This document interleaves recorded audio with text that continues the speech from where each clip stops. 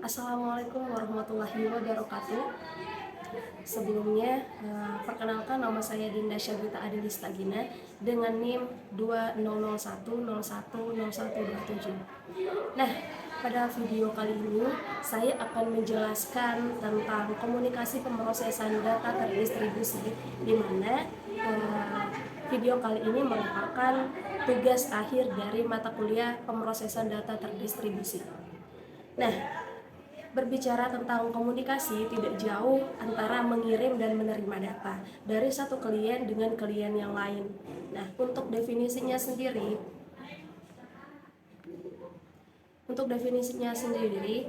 komunikasi data itu ketika kita mengirim dan menerima pesan lebih dari satu klien, maka itu bisa dikatakan sebagai komunikasi data atau komunikasi data terdistribusi. Nah, ketika hanya satu klien, maka itu tidak bisa dijadikan atau dikatakan sebagai komunikasi data. Nah, dengan tujuan utamanya dia mengirim dan menerima data atau informasi yang dibutuhkan oleh masing-masing klien. Nah, uh,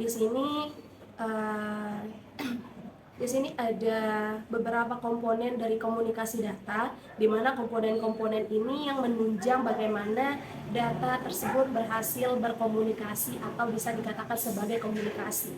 Nah, untuk komponen yang pertama yaitu pengirim, di mana satu klien yang akan mengirimkan suatu data kepada klien yang lain.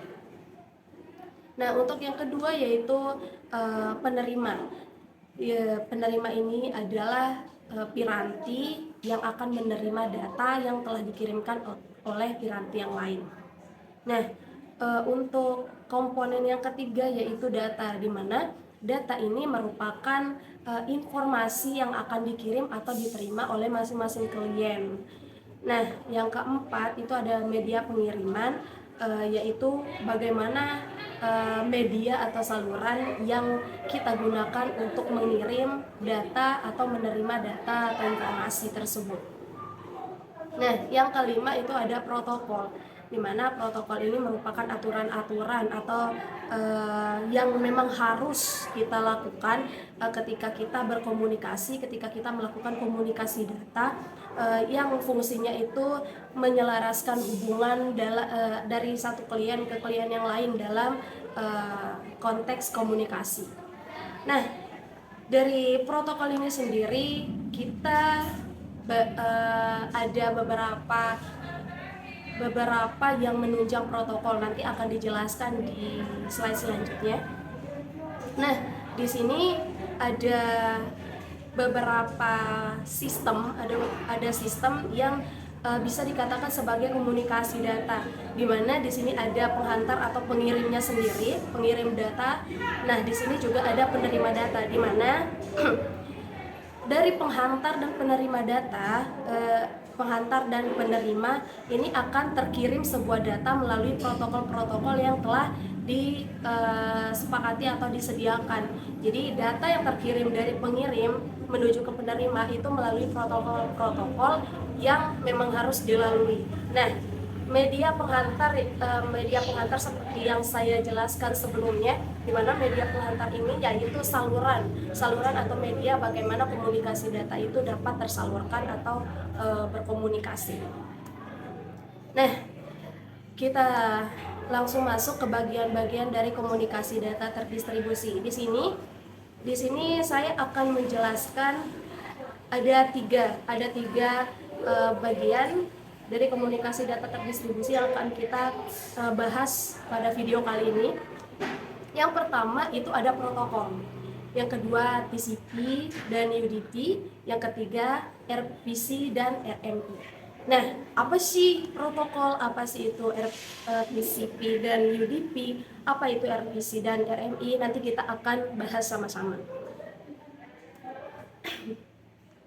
Oke, yang pertama itu ada protokol, di mana protokol ini merupakan aturan atau standar bagaimana kita melakukan komunikasi data dari satu klien ke klien yang lain, dari si pengirim data kepada si penerima data tersebut.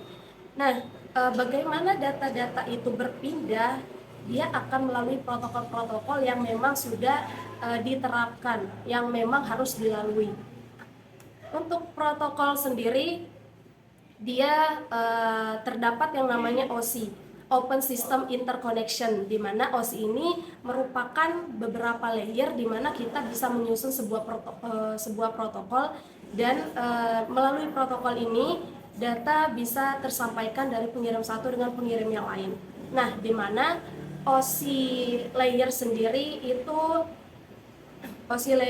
ada terdiri dari 7 layer atau 7 bagian. Nah, di sini ada mulai dari physical, ada data link, ada network, transport, session, presentation, dan application, di mana layer-layer ini yang memang harus ditempuh atau dilalui oleh data yang akan dikirim dari pengirim kepada penerima, sehingga dapat terjadi sebuah komunikasi data.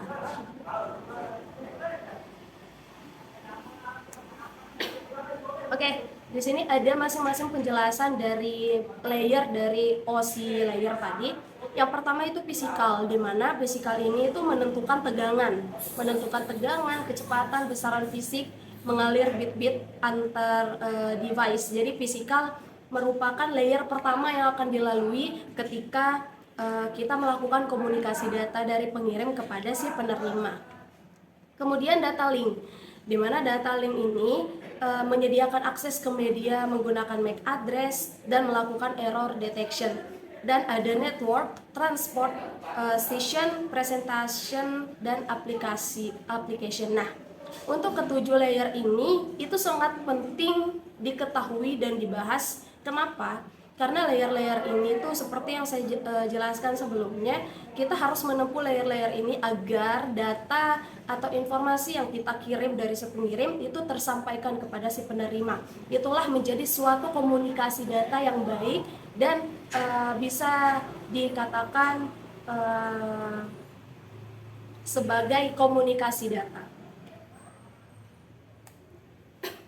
Nah, di sini tadi kita sudah membahas tentang layer-layer dari OSI layer, di mana menunjang protokol, menunjang aturan atau yang bisa kita sebut aturan untuk kita berkomunikasi ya. Nah, dari ketujuh layer tadi dari OSI layer, di sini kita bisa golongkan menjadi beberapa layer lagi. Yang pertama itu low layer, di mana low layer ini itu terbentuk dari physical layer, data link, dan network layer. Nah, untuk yang kedua yaitu transport layer, di mana layer yang memberikan fasilitas komunikasi. Jadi bagaimana si transport layer ini memberikan saluran, memberikan ruang untuk data akan terkirim kepada si penerima ini.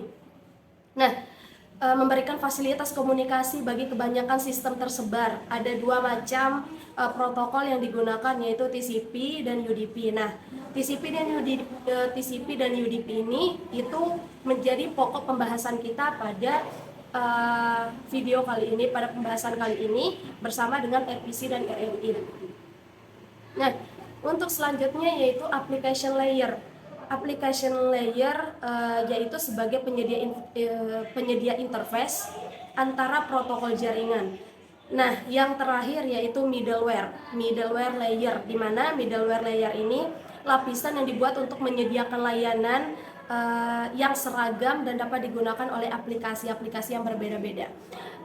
Middleware layer ini itu terdapat dua macam, yaitu RPC dan RMI. Nanti kita akan bahas. Oke.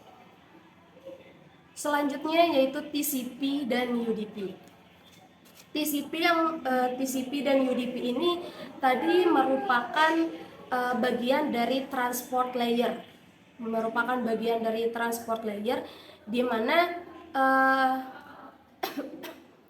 mana TCP dan UDP ini memiliki perannya masing-masing.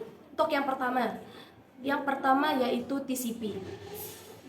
TCP yaitu singkatan dari Transmission Control Protocol, merupakan salah satu jenis protokol yang membuat komunikasi antar perangkat jaringan dapat terbentuk. Contoh, web, mengirim surat, dan menerima surat. Nah, untuk TCP ini bisa dikatakan terdapat feedback dari si pengirim kepada si penerima. Contohnya nih, ketika kita mengirimkan chat dari aplikasi WhatsApp, otomatis target penerima yang kita kirimkan data atau informasi itu pasti tepat atau memang sudah ditentukan. Nah, jadi untuk TCP ini itu sendiri, dia targetnya pasti. Ketika kita mengirimkan chat, pasti akan dibaca oleh si penerima chat ini. Jadi tidak diberikan garansi lah, seperti itu. Diberikan garansi untuk mereka dapat mendapatkan feedback dari si penerima. Nah, untuk UDP sendiri itu berbeda dengan TCP. Mengapa demikian? Karena UDP ketika kita mengirimkan suatu data atau informasi, kita tidak peduli, kita tidak memikirkan apakah data yang kita kirim atau informasi yang kita kirim itu akan diterima oleh si penerima. Ibaratnya kita tidak peduli akan ada feedback atau tidak. Contohnya ketika kita streaming video atau game online. Ketika kita streaming video, ketika si yang mengupload atau mengirimkan video ini ke YouTube ya, contohnya YouTube. Ketika kita mengirimkan video di YouTube, kita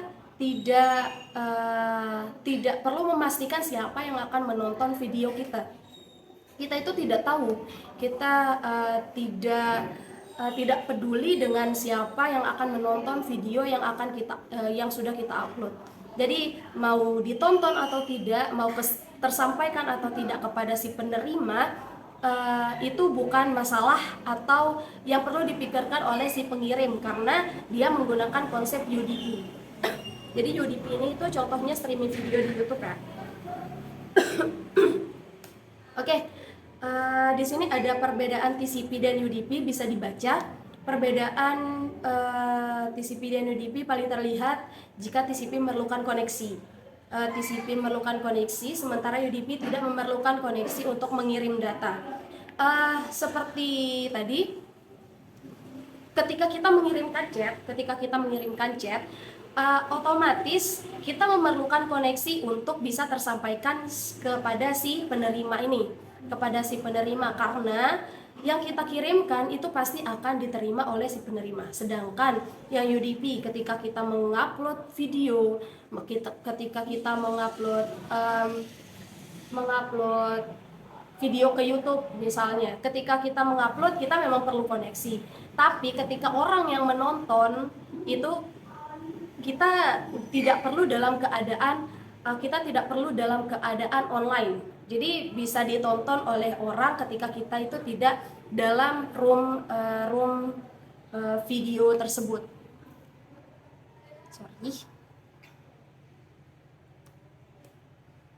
Oke. Selanjutnya pada TCP, proses transfer data dapat diandalkan karena data yang dikirim dapat diminta kembali apabila koneksi terputus. Nah, apabila tersebut tidak terpenuhi, untuk file akan korup dan tidak dapat dibuka. Sedangkan pada protokol UDP, proses pengiriman file tidak dapat kita kontrol dan kita ketahui sudah selesai apa belum. Oke, selanjutnya di sini ada RPC dan RMI. Untuk RPC-nya sendiri, kita membahas RPC dan RMI. Otomatis kita sudah masuk ke dalam penggunaan metode. Nah, dari penggunaan metodenya sendiri dari RPC menggunakan metode prosedur dan RMI itu menggunakan metode sudah menggunakan paradigma ya, paradigma pemrograman berorientasi objek. Nah, otomatis dari perbedaan metode yang digunakan antara RPC dan RMI ini itu sudah berbeda. Otomatis RMI jauh lebih modern daripada penggunaan RPC sendiri. Mungkin kita lihat di perbedaan RPC dan RMI. Ini tadi RPC dan RMI merupakan bagian dari middleware layer. Nah, untuk perbedaannya, RPC mendukung paradigma seperti yang saya jelaskan sebelumnya. RPC mendukung paradigma prosedural, sedangkan RMI itu mendukung paradigma pemrograman berorientasi objek yang berbasis Java. Selanjutnya, parameter yang diteruskan ke prosedur jarak jauh di RPC adalah struktur data biasa. Sebaliknya, RMI mentransmisikan objek sebagai parameter ke metode jarak jauh. Nah, untuk yang terakhir, perbedaan yang terakhir, protokol RPC menghasilkan lebih banyak overhead daripada RMI. Parameter yang diteruskan dalam RPC harus in-out, yang berarti bahwa nilai yang diteruskan ke prosedur dan nilai output harus memiliki tipe data yang sama. Sebaliknya, tidak ada paksaan untuk melewatkan parameter masuk keluar di RMI. Mungkin itu saja. mungkin itu saja pembahasan tentang komunikasi data terdistribusi. Sekian, terima kasih. Wassalamualaikum warahmatullahi wabarakatuh.